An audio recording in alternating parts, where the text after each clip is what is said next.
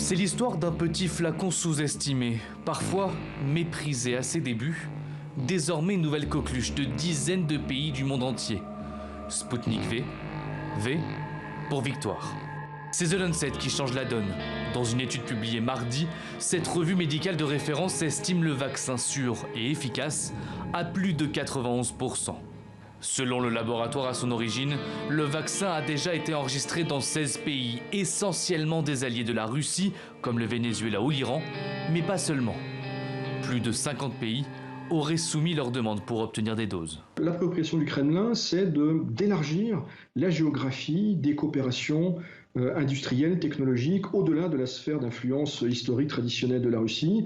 Et par exemple, Moscou s'est appuyé sur la Corée du Sud, a livré des doses au Mexique, à l'Argentine. Elle est également présente en Iran. Il s'agit d'un nouvel instrument dans la palette politique, mais également économique russe. Il y a des dossiers parfois sensibles, désagréables pour le Kremlin, comme l'affaire Navalny. Voilà, du pain béni pour Vladimir Poutine. Sputnik V pourrait donc servir de bouclier diplomatique face au regain de tension avec l'Union européenne qu'a créé l'affaire Navalny. Avec les retards de livraison de vaccins, il sera sans doute difficile pour l'UE de faire sans Sputnik V.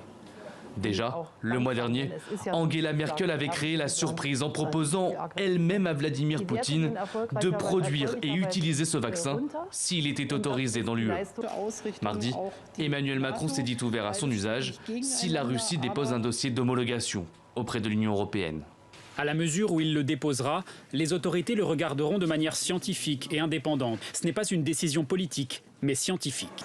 Quoi qu'il arrive, Sputnik V n'atterrira pas tout de suite en France. Si la Russie dépose une demande de mise sur le marché européen, l'étude du dossier pourrait durer de nombreuses semaines.